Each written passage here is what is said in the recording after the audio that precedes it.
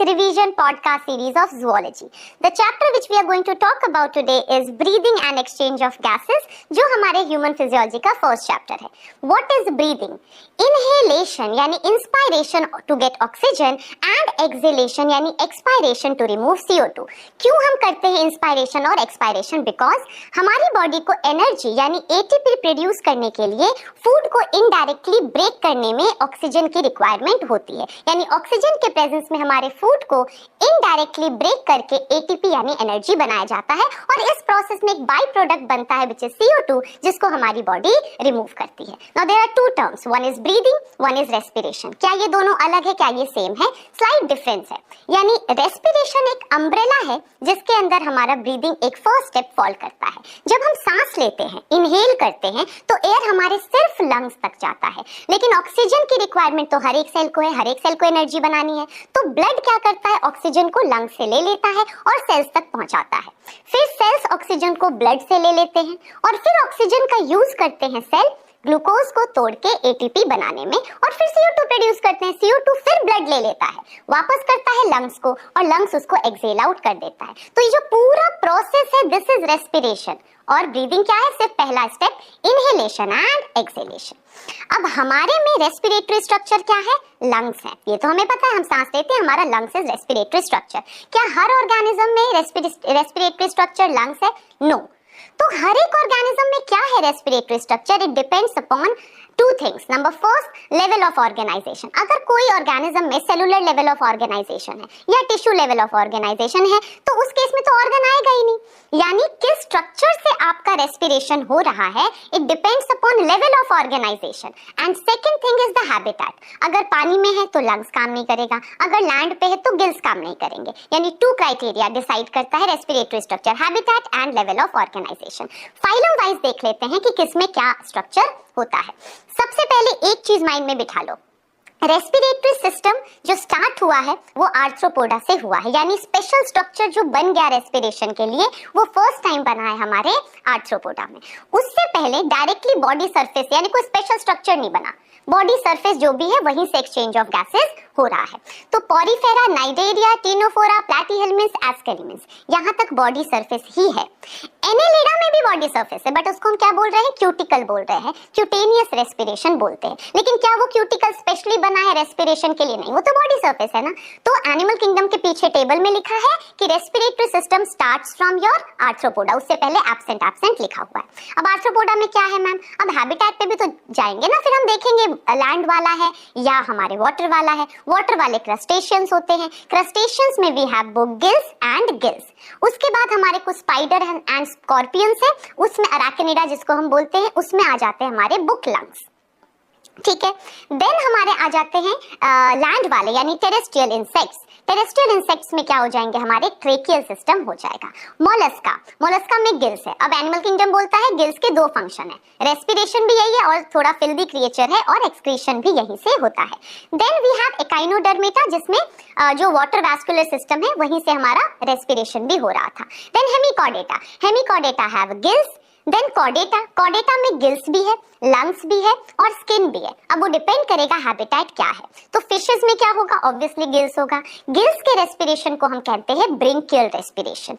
Then हम कहते हैं एम्फीबियन में गिल्स भी हो सकता है, लंग्स भी हो सकता है, स्किन भी हो सकता है, लेकिन प्रीडोमिनेट करता है स्किन. स्किन के रेस्पिरेशन को क्या बोलते हैं? Cutaneous respiration. लंग के रेस्पिरेशन को क्या बोलते हैं? Pulmonary respiration. और गिल्स के रेस्पिरेशन को अभी मैंने बताया ब्रिंकियल रेस्पिरेशन. तीनों हो सकता है आपके एम्फीबियंस में. Then we are talking about reptiles में लंग्स होता है. Then we are talking about birds. अब बर्ड्स में भी लंग्स है, लेकिन लंग्स के नीचे एक सप्लीमेंटरी एयर सैक अटैच्ड है कि जब एयर कम हो जाएगा लंग्स में तो एयर सैक जो नीचे है वो लंग्स में एयर को भेज देगा. Supplementary air sac is connected to lungs. Then mammals, we have lungs.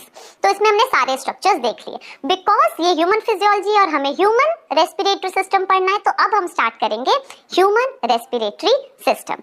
Human respiratory system starts from your nostril. This is my nostril, आपका भी ऐसे नॉस्ट्रिल है, a pair of nostril. Nostril के बाद हमारा आता है नेजल चेंबर, नेजल चेंबर के बाद हमारा आता है फैरिंग्स। Now फैरिंग्स is common for food and air, उसमें फूड भी आ सकता है, एयर भी आ सकता है। तो फैरिंग्स से अब फूड को अलग रूट लेना पड़ेगा, एयर को अलग रूट लेना पड़ेगा। तो फैरिंग्स के नीचे दो डिवीजन होते हैं, जो डॉर्सल है पीछे वाला वो फूड के लिए है, और जो आगे है यानी वेंट्रल है वो हमारे एयर के लिए है। वेंट्रल ओपनिंग को हम कहते हैं glottis, glottis leads to your लैरिंग्स।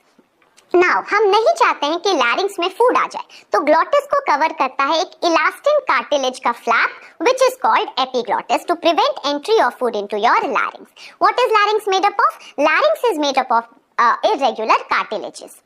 अब लैरिंग्स के अंदर प्रेजेंट है a pair of vocal cord. अब वोकल कॉर्ड प्रेजेंट है जिसकी वजह से हम साउंड प्रोड्यूस करते हैं। स्ट्रिंग ऐसे गिटार की होती है, वैसे ऐसे एक स्ट्रिंग लगी हुई है, उसी से हमारा साउंड प्रोड्यूस होता है। अब वो लैरिंग्स में है तो हम लैरिंग्स को क्या कहते हैं? साउंड बॉक्स या फिर वॉइस बॉक्स कहते हैं। अब जैसे गिटार की स्ट्रिंग बेटा अगर मोटी है ना, तो साउंड थोड़ी भारी आती है।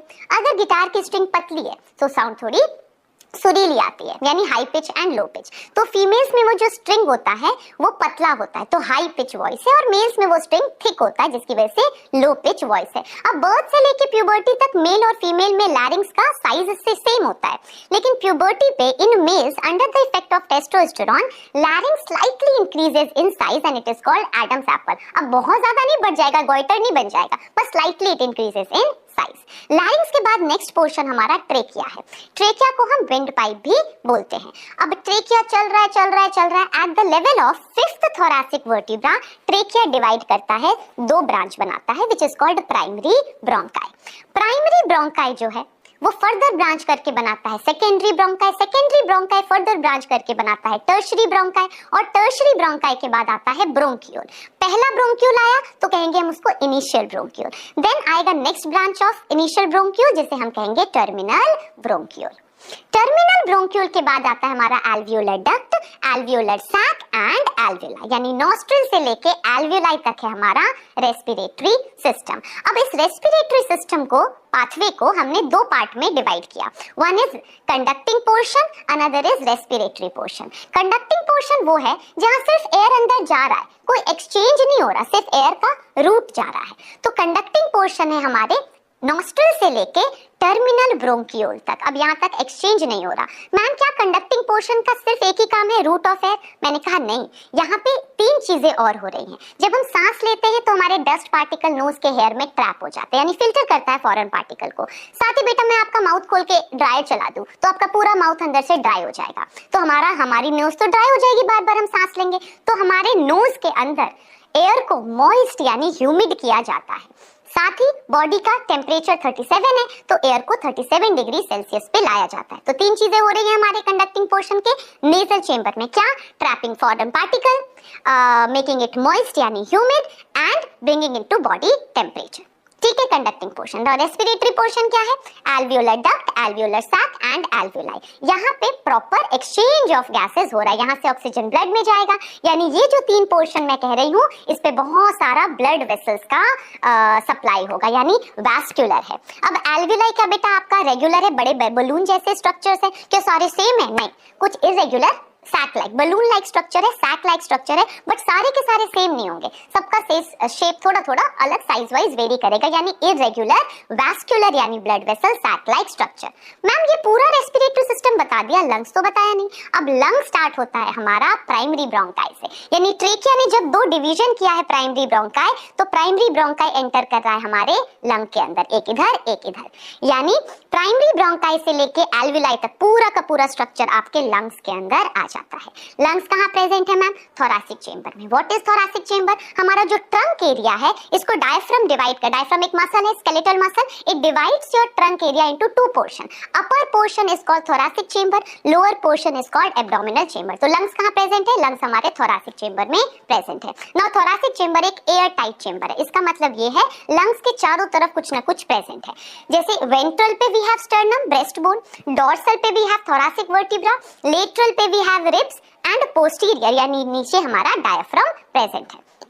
अब अगर लंग्स हम इनहेल करेंगे लंग्स फूलेगा, एक्सहेल करेंगे लंग्स पिचक जाएगा, तो जितनी बार ऐसे इन और आउट करेगा, फ्रिक्शन हो सकता है ना यार, ऊपर रिब्स हैं, स्टर्नम है, वर्टिब्रा है, तो फ्रिक्शन को रोकने के लिए लंग के ऊपर डबल मेम्ब्रेन्ड प्लूरा प्रेजेंट है, जिसके बीच में प्लूरल फ्लूइड प्रेजेंट है ताकि फ्रिक्शन ना हो। अब जो आउटर वाला लेयर है वो अटैच्ड है हमारे वही थोरैसिक चेंबर के कंपोनेंट से, यानी sternum, ribs, thoracic vertebra, diaphragm, और जो इनर वाला प्लूरा है, दो मेम्ब्रेन है ना, इनर वाला अटैच्ड है लंग से। तो इस अरेंजमेंट की वजह से any change in the volume of thoracic cavity is going to reflect in the chamber of pulmonary cavity. इसका मतलब बेटा अगर आप रिब्स को बाहर खींचोगे तो आउटर प्लूरा बाहर खींचेगा, इनर प्लूरा बाहर खींचेगा, लंग्स भी बाहर खींचेगा, यानी any change in thoracic chamber, thoracic volume is going to reflect in your pulmonary volume. Clear है? ओके, नाउ ट्रेकिया से लेके इनिशियल ब्रोंकियोल तक हाइलाइन कार्टिलेज के incomplete, dorsally incomplete rings present होते हैं टू प्रिवेंट कोलैप्स। यानी trachea से start होगा, सी शेप, डॉर्सली इनकम्प्लीट यानी वेंट्रल साइड पे है, पीछे की तरफ नहीं है, dorsally incomplete C shaped ring of hyaline cartilage is present from trachea till initial bronchiole. तो रिंग RIN, रिंग कहां तक है? RIN, इनिशियल ब्रोंकियोल तक है, टर्मिनल ब्रोंकियोल में वो रिंग्स प्रेजेंट नहीं है। क्या काम है? To prevent collapse. किसका है? हाइलाइन कार्टिलेज का है। अब हम स्टार्ट करते हैं, तो हमने पूरा एनाटॉमिकल स्ट्रक्चर देख लिया। अब हम पढ़ते हैं कि हमारा रेस्पिरेशन के कितने स्टेप है। रेस्पिरेशन के बेटा 5 स्टेप हैं। पहला तो breathing, inhalation and exhalation. Second is exchange of gases at the surface of lungs. फिर क्या है? Transport of gases. फिर क्या है? Exchange of gases at the surface of tissue. फिर क्या है? Utilization of oxygen to produce ATP and CO2 which is called cellular respiration. ये 5 स्टेप है हमारे रेस्पिरेशन के। तो सबसे एक एक करके हमें सारे स्टेप्स को पढ़ना है। Now your first step is what? Breathing. Breathing मतलब इनहेलेशन एंड एक्सहेलेशन, तो इसको पढ़ेंगे। Anything moves from high area of high concentration to area of low concentration, यानी ऑक्सीजन भी, एयर भी मूव करेगा एरिया ऑफ हाई प्रेशर से area of low pressure पे। अगर मुझे अंदर लंग्स के अंदर एयर को ले जाना है तो लंग का प्रेशर कम होना चाहिए as compare to atmospheric pressure. तो अगर मुझे लंग के प्रेशर को कम करना है तो मैं वॉल्यूम को बढ़ा दूंगी। तो वॉल्यूम कैसे बढ़ाऊं? थोरैसिक कैविटी के वॉल्यूम को जैसे ही बढ़ाऊंगी, पल्मोनरी कैविटी यानी लंग का वॉल्यूम बढ़ जाएगा। लंग का वॉल्यूम बढ़ेगा, वॉल्यूम बढ़ना यानी प्रेशर कम होना, and automatically air will rush in. तो अब मेरा मेन पर्पस है इनहेलेशन के लिए लंग के वॉल्यूम को बढ़ाना। अब लंग के वॉल्यूम को बढ़ाने के लिए सबसे पहले हमारा कॉन्ट्रैक्ट करता है डायफ्राम। याद रखना, first of all diaphragm contract. अब डायफ्राम जो हमारा डोम शेप है यानी एंटीरियरली कॉन्वेक्स है, तो हमारा डायफ्राम जो है कॉन्ट्रैक्ट करके नीचे आता है। जब डायफ्राम कॉन्ट्रैक्ट करके नीचे आके फ्लैट होता है तो हमारे थोरैसिक वॉल्यूम जो है वो इंक्रीज करता है एंटीरियर पोस्टीरियर एक्सिस से। नाउ सेकंड नंबर पे रिब्स बोलता है मैं भी साथ दूंगा, तो रिब्स भी बोलता है मैं बाहर निकलूंगा। रिब्स को जो मसल्स बाहर निकालते हैं यानी कॉन्ट्रैक्ट करके रिब्स को आउटवर्ड पुल करते हैं, that is external intercostal muscle. Intercostal यानी रिब्स के बीच में, एक्सटर्नल यानी वो एक्सटर्नल मूव करेंगे। सो सबसे पहले डायफ्राम कॉन्ट्रैक्ट करेगा, एंटीरियर पोस्टीरियर एक्सिस से वॉल्यूम बढ़ेगा, then external intercostal muscle contract करेगा, डॉर्सल वेंट्रल एक्सिस से वॉल्यूम बढ़ेगा। वॉल्यूम बढ़ गया, प्रेशर कम हो गया and air rushes in, air आपका अंदर जाएगा यानी इनहेलेशन हो जाएगा। सिमिलरली एक्सपायरेशन में यही मसल्स रिलैक्स करेंगे, डायफ्राम वापस अपनी जगह आएगा, एक्सटर्नल इंटरकोस्टल मसल अपनी जगह, तो रिब्स अपनी जगह वापस आएगा, and as a result of which volume बढ़ जाएगा, सॉरी घट जाएगा, एंड वॉल्यूम घट जाएगा तो प्रेशर बढ़ जाएगा एंड हम एक्सहेल आउट कर देंगे। तो ये तो नॉर्मल है, लेकिन we also have the capacity, the potential to increase strength of inhalation and exhalation. Strength को बढ़ा सकते हैं। तेज सांस लीजिए, तेज सांस छोड़िए, तो ये हमने स्ट्रेंथ बढ़ा दी। अब स्ट्रेंथ को बढ़ाने के लिए हमारे पास एडिशनल सेट ऑफ मसल है एब्डोमेन के अंदर, वो स्ट्रेंथ को बढ़ा और कम कर सकते हैं। सिमिलरली इंस्पायरेशन में हेल्प कर रहा है बेटा एक्सटर्नल इंटरकोस्टल मसल। अब एक और मसल होता है which is internal intercostal muscle. अब नाम ही बता रहा है, इंटरनल इंटरकोस्टल मसल जब कॉन्ट्रैक्ट करेगा तो रिब्स इंटरनल मूव करेगा, यानी इंटरनल इंटरकोस्टल मसल किसमें हेल्प करेगा? वो भी हमारे एक्सपायरेशन में ही हेल्प करेगा। अब हमारा ब्रीदिंग रेट क्या है? ब्रीदिंग रेट है हमारा 12 to 16 times per minute is your breathing rate. Now हम कुछ रेस्पिरेटरी वॉल्यूम्स और कैपेसिटीज की बात करेंगे। Now we are going to talk about respiratory volumes and capacity, जहां से काफी क्वेश्चन आते हैं। तो सबसे पहला है हमारा टीवी यानी tidal volume. Volume of air inspired और expired normally without putting any conscious effortlessly जो आप ब्रीद इन कर रहे हो, ब्रीद आउट कर रहे हो, इस पॉडकास्ट को सुनते सुनते आप आराम से अपने आप ब्रीद इन ब्रीद आउट जो कर रहे हो, that is tidal volume normal. ये हमारा टाइडल वॉल्यूम है विच इज 500 ml। और अगर 1 मिनट में निकालेंगे तो ऑब्वियसली हम इसको ब्रीदिंग रेट से मल्टीप्लाई करेंगे विच इज 12 to 16 टाइम पर मिनट। लेकिन हम टाइडल वॉल्यूम कहते हैं एक बार में जितना एयर नॉर्मली लिया, एक बार में जितना वॉल्यूम नॉर्मली निकाला, which is 500 ml। Now second is your inspiratory reserve volume। अब inspiratory reserve volume वो वॉल्यूम है जो हम फोर्सफुली, अगर मैंने एडिशनल वॉल्यूम ले लिया, टाइडल वॉल्यूम के बाद अगर मैं फोर्स लगाऊं, additional volume of air inspired with force के साथ जो हम इंस्पायर करेंगे, that is your inspiratory reserve volume. इसका होता है 5 टाइम्स ऑफ योर टीवी। तो कितना हो गया? 2500 से 3000 ml। 2500 to 300 ml is your inspiratory reserve volume। Then is your expiratory reserve volume। Additional volume of air one can expire out by putting in effort। ये मैंने एक्स्ट्रा निकाल दिया। Normally मैं टीवी लेती हूँ, टीवी निकालती हूँ, लेकिन मैंने एक्स्ट्रा जो इनहेल किया वो इंस्पायरेटरी रिजर्व वॉल्यूम, एक्स्ट्रा जो मैंने एडिशनल एक्सहेल किया that is expiratory reserve volume. और ये मान लो आप टाइडल वॉल्यूम का डबल है approximately, which is 1000 to 1100 ml। Now residual volume. Residual volume का मतलब है volume of air remaining in your lungs after forceful expiration. No matter what, आपने कितनी भी तेज सांस छोड़ दिया, सॉरी, कुछ ना कुछ एयर आपके लंग्स में रह जाएगा, and that is your residual volume which is 1100 to 1200 ml। Expiratory reserve volume से 100 आपने ज्यादा उसमें बढ़ा दिया। नाउ कैपेसिटी, ये तो वॉल्यूम्स थे। नाउ कैपेसिटी में इसी वॉल्यूम को हम जोड़ तोड़ के बना देंगे। सबसे पहले हमारा आता है your inspiratory capacity. Maximum volume of air one can inspire after normal expiration. Normal expiration के बाद आप कितना वॉल्यूम मैक्सिमम इंस्पायर कर सकते हो, which is TV plus IRV। Now next is your expiratory capacity। Expiratory capacity is the maximum volume of air one can expire after normal inspiration के बाद। ये हमारा क्या हो जाएगा? TV plus ERV। Then next is your vital capacity। Maximum volume of air one can inspire after forceful expiration, या फिर maximum volume of air one can expire after forceful inspiration. तो इसमें टीवी, IRV, ERV तीनों ही इसमें आ जाएंगे। Then next is your functional residual capacity या फिर functional capacity. Functional capacity is volume of air remaining in your lungs after normal expiration.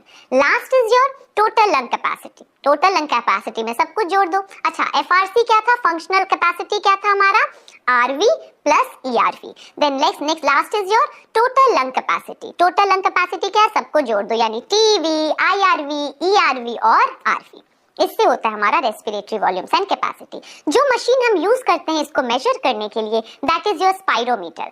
Spirometer में आपका ऐसा एक मशीन होता है, उसमें बोलेंगे सांस लीजिए, जितना एयर आपने डिस्प्लेस कर दिया, सांस छोड़िए, जितना एयर आपने वहां से डाल दिया। तो एक वॉल्यूम स्पाइरोमीटर आपका नहीं मेजर कर सकता, which is your residual volume. क्यों? क्योंकि वो तो लंग्स के अंदर आप निकाल ही नहीं सकते उसको। तो residual volume can not be measured by your spirometer. So now हमारा पहला स्टेप हो चुका है, ब्रीदिंग पढ़ चुके हैं, रेस्पिरेशन का फर्स्ट स्टेप और respiratory volumes and capacity. Now next is your exchange of gases.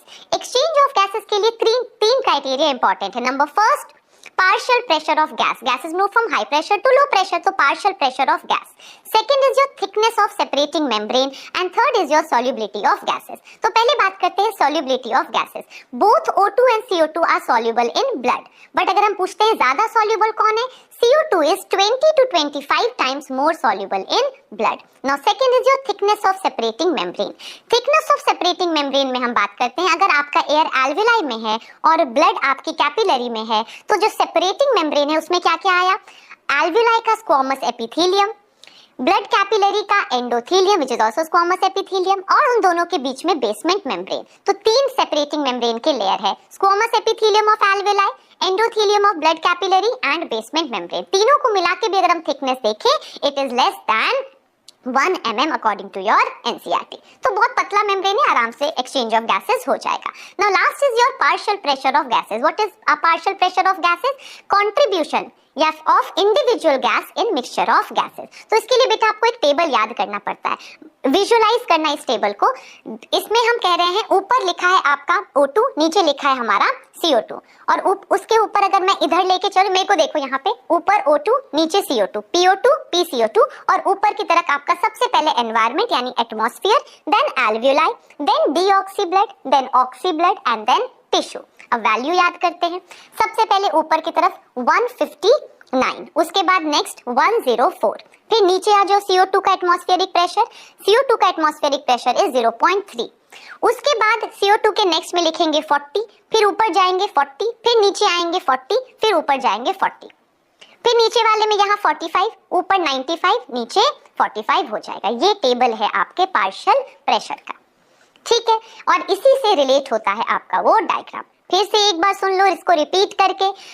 अपर में है PCO2, PO2, नीचे है PCO2, उसके बाद है atmosphere, alveoli, deoxy blood, oxy blood and tissue. पहले हम ऑक्सीजन का ऊपर वाला देख रहे हैं 159, फिर ऑक्सीजन का नेक्स्ट वाला देख रहे हैं यानी हमारे एल्वियोलाई में 104, फिर CO2 की बात कर रही हूं मैं, कहां पे, एटमॉस्फेयर में 0.3। ये 3 वैल्यू याद कर लो। उसके बाद CO2 का एल्वियोलाई देखने के लिए 40, फिर ऊपर जो है ऑक्सीजन में 40, 40, 40, 45, 95, 45। ठीक है, क्लियर है। नाउ एक्सचेंज ऑफ गैसेस हो गया है। We are talking about now transport of gases. Transport of gases में सबसे पहले हम बात करेंगे ऑक्सीजन की। ऑक्सीजन का ट्रांसपोर्ट 2 फॉर्म में होता है। 97% bound to haemoglobin which is also called oxy haemoglobin and 3% free in your plasma. Now जो ऑक्सी हीमोग्लोबिन है, एक हीमोग्लोबिन से 4 मॉलिक्यूल ऑफ ऑक्सीजन बाइंड करेंगे, क्योंकि हीमोग्लोबिन में 4 सब यूनिट है। हर सब यूनिट से 1 मॉलिक्यूल ऑक्सीजन यानी total 4 molecule of oxygen will bind to 1 molecule of haemoglobin forming oxy haemoglobin. Haemoglobin के कौन से पार्ट से ऑक्सीजन बाइंड करता है? आयरन पार्ट से बाइंड करता है। हीमोग्लोबिन में आयरन है, आयरन से जाके ऑक्सीजन बाइंड करता है ऑक्सी हीमोग्लोबिन। नाउ क्या फैक्टर डिसाइड करेगा कि हीमोग्लोबिन कितना हीमोग्लोबिन बाइंड कर चुका है ऑक्सीजन से, यानी percentage saturation of haemoglobin with oxygen.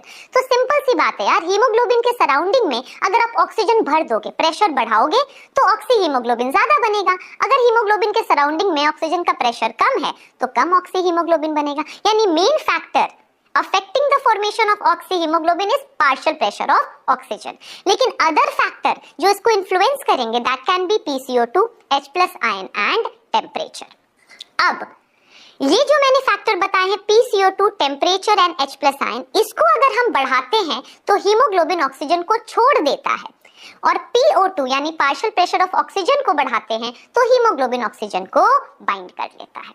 ठीक है। अब ये जो मैंने बताया 3 factor PCO2, H+ ion and temperature, ये तीनों कहाँ होते हैं? टिश्यू पे होते हैं। टिश्यू पे बेटा काम होता है तो H+ ion बनेगा, मेटाबॉलिज्म चल रहा है, टेम्परेचर भी हाई रहेगा, साथ में प्रोड्यूस होगा कार्बन डाइऑक्साइड। तो ये 3 फैक्टर कहाँ है? टिश्यू पर है। इसीलिए हीमोग्लोबिन टिश्यू पे ऑक्सीजन को छोड़ देता है, क्योंकि ये फैक्टर हाई होगा तो हीमोग्लोबिन ऑक्सीजन को छोड़ देगा। हम वही तो चाहते हैं कि हीमोग्लोबिन ऑक्सीजन को टिश्यू पे छोड़ दे, तभी तो टिश्यू ऑक्सीजन को ले लेगा। और लंग्स पे हम चाहते हैं हीमोग्लोबिन ऑक्सीजन को बाइंड कर ले, तो लंग्स पे PO2 वैसे भी हाई रहता है। कितना रहता है लंग्स पे PO2? टेबल याद करो, 104। अब मेन फैक्टर PO2 है। PO2 का अगर हम ग्राफ बनाते हैं परसेंटेज HPO2 पे, तो हमें जो शेप मिलता है that is sigmoid shape. Sigmoid shape हमें मिलता है। ठीक है, क्लियर है। अब ये जो बेटा हमारा सिग्मोइड शेप आया है, अगर हम राइट और लेफ्ट की बात करते हैं, अगर ये जो ग्राफ है सिग्मोइड, अगर ये मूव करता है लेफ्ट, यानी हीमोग्लोबिन की एफिनिटी ऑक्सीजन के लिए बढ़ रही है। ग्राफ शिफ्ट्स टू लेफ्ट यानी हीमोग्लोबिन की एफिनिटी ऑक्सीजन के लिए बढ़ रही है। ग्राफ शिफ्ट्स टू राइट यानी हीमोग्लोबिन की एफिनिटी ऑक्सीजन के लिए कम हो रही है। यानी PO2 बढ़ाओगे तो हमारा ग्राफ शिफ्ट हो जाएगा ऑब्वियसली लेफ्ट साइड पे, और अगर हम PCO2, H+ ion and temperature बढ़ाएंगे तो ग्राफ हमारा शिफ्ट हो जाएगा राइट साइड के ऊपर।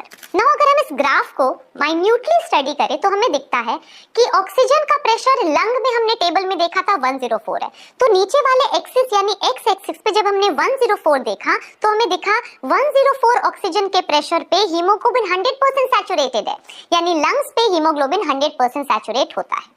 फिर आप उस टेबल में देखो कि टिश्यू पे PO2 कितना है। टिश्यू पे PO2 हमारा होता है 40, तो अब ग्राफ में देखो कि 40 पे हीमोग्लोबिन कितना परसेंट सैचुरेटेड है, तो हमें दिखता है हीमोग्लोबिन जो हमारे 40 पे है वो सैचुरेटेड है 75%, यानी टिश्यू पे हीमोग्लोबिन 75% सैचुरेटेड है, लंग्स पे हीमोग्लोबिन 100% सैचुरेटेड है, यानी टिश्यू पे हीमोग्लोबिन ने 25% ऑक्सीजन को निकाल दिया। यानी नॉर्मल कंडीशन में हीमोग्लोबिन टिश्यू को कितना परसेंट ऑक्सीजन निकाल के देता है, 25% दे देता है। ग्राफ में ये साफ साफ हमें दिख रहा है।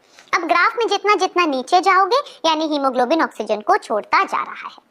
अब 100 ml ऑफ ब्लड जो है वो कैरी करता है बेटा 20 ml ऑफ ऑक्सीजन, तो ऑब्वियसली टिश्यू को कितना देगा, अभी मैम ने बताया कि हीमोग्लोबिन टिश्यू को 25% ऑक्सीजन देता है, तो 100 ml ऑफ ब्लड अगर 20 ml ऑक्सीजन कैरी कर रहा है तो 20 ml का 25% कितना होगा, 5 ml, तो टिश्यू को नॉर्मल कंडीशन में कितना देगा, 5 ml देगा। This is about your transport of oxygen. Now transport of CO2।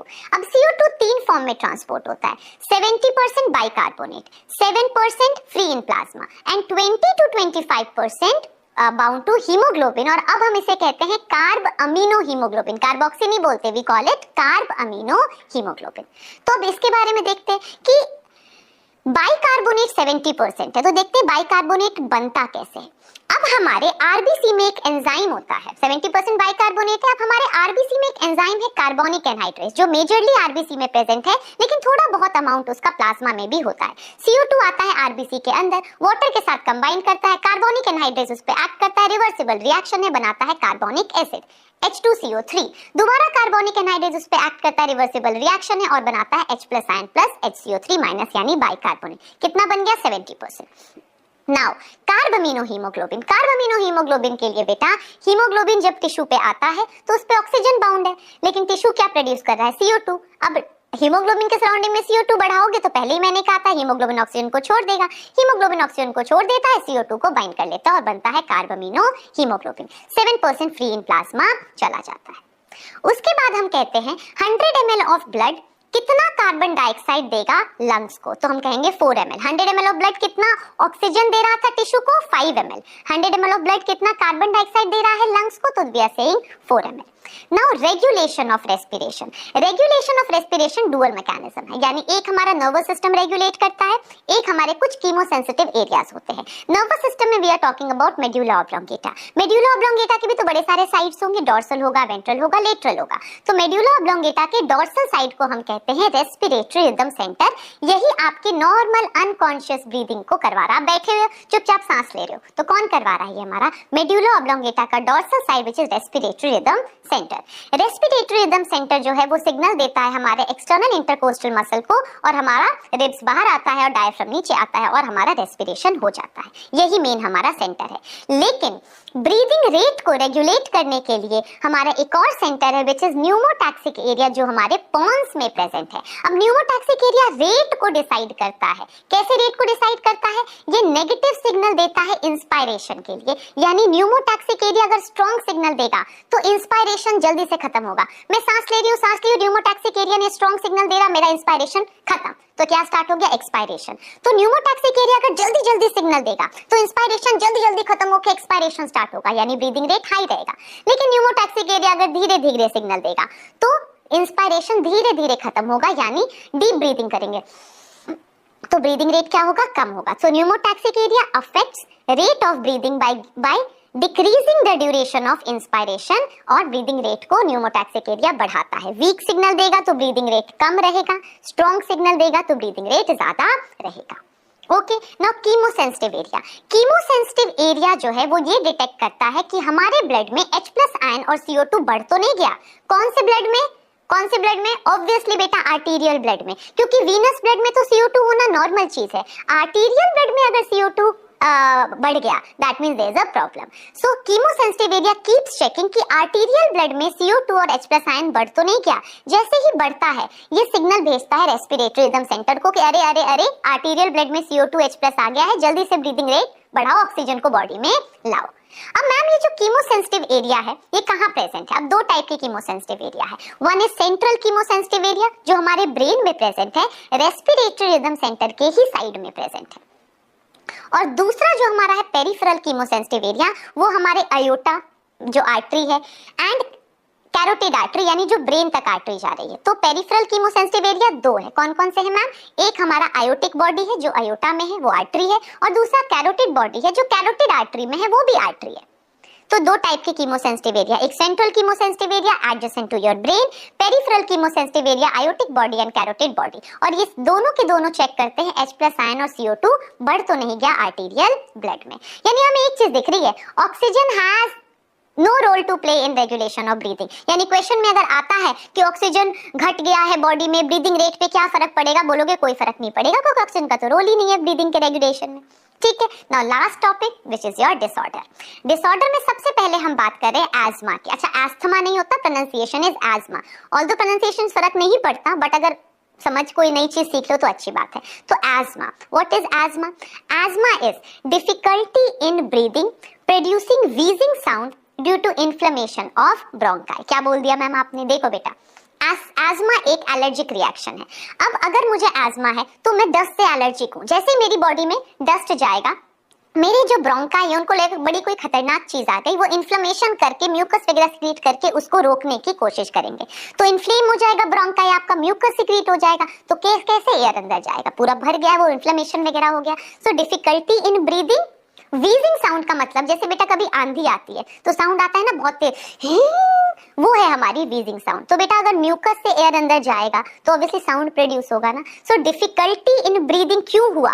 क्योंकि डस्ट जब अंदर गया तो हमारी बॉडी को लगा बड़ी खतरनाक चीज आई, ब्रोंकाई एकदम इन्फ्लेम हो गए, म्यूकस सिक्रीट कर दिया, तो ऑब्वियसली एयर अंदर नहीं जा रही, तो आपको डिफिकल्टी और बार बार स्पैस्मिक कॉन्ट्रैक्शन होता है। तो एनसीईआरटी बोलती है difficulty in breathing producing wheezing sound due to inflammation of bronchi. ये है हमारा एस्मा। व्हीजिंग साउंड मतलब कोई भी अगर मैंने सांस ली, मेरा पूरा ट्रैक में म्यूकस भरा हुआ है तो वो साउंड प्रोड्यूस होगा। तो वो जो पंप्स लेते हैं वो उस म्यूकस को क्लियर कर देते हैं। एलर्जिक रिएक्शन है। Now next is your emphysema. Emphysema cigarette पीने की वजह से होता है। अब जो लोग बहुत ज्यादा सिगरेट पीते हैं उनमें क्या होता है, एल्विलाई फ्यूज हो जाते हैं, डैमेज हो जाता है एल्विलाई का वॉल और वो फ्यूज हो जाते हैं, जिसकी वजह से surface area for exchange of gases कम हो जाता है। So what is emphysema? Emphysema is damage to the wall of alveoli, decreasing surface area for exchange of gases, and it is mainly due to cigarette smoking. Then last is your occupational pulmonary disease या फिर respiratory disorder, जिसे हम कहते हैं fibrosis. अब जो लोग stone breaking या माइनिंग इंडस्ट्री में काम करते हैं, जहाँ पे डस्ट नहीं, अब डस्ट में तो एस्मा था, पार्टिकुलेट मैटर, एस्बेस्टोस, सिलिकॉस, अगर ये आपके एनवायरनमेंट में आता है तो हमारे लंग में जब ये जाता है तो लंग हमेशा सोचे खतरनाक चीज आ गई, तो लंग पहले म्यूकस बनाता है, म्यूकस उसको रोकने के लिए, जो एस्मा में भी हो रहा था डस्ट के जाने पे। लेकिन अब ये डस्ट नहीं है, अब तो ये पार्टिकुलेट है, मैटर है, तो वो जो म्यूकस है वो नहीं रोक पाता, यानी डिफेंस मैकेनिज्म एनसीईआरटी बोलती है फेल हो जाता है जब पार्टिकुलेट मैटर अंदर आ रहा है। तो अब लंग कहता है अब क्या करें यार, ये तो खतरनाक चीज है। तो लंग्स फाइबर्स बनाने लगता है, धागे बनाने लगता है, नेटवर्क बन जाता है पूरे लंग के अंदर उस पार्टिकुलेट मैटर को रोकने के लिए। जिसकी वजह से प्रोलिफरेशन पूरा लंग धागों से भर जाता है, क्रॉनिक पूरा भर जाएगा lung. So what is occupational pulmonary disease? Fibrosis, जिसमें हम कहते हैं सिलिकोसिस एंड एस्बेस्टोसिस। इसका मतलब ये है, in stone breaking and mining industry when defence mechanism fails to cope up with the particulate matter, there increases fibres to create network, और उससे हमारा डिफिकल्टी होता है, मास्क पहनना चाहिए, बहुत ही इसमें डिफिकल्टी हो जाती है।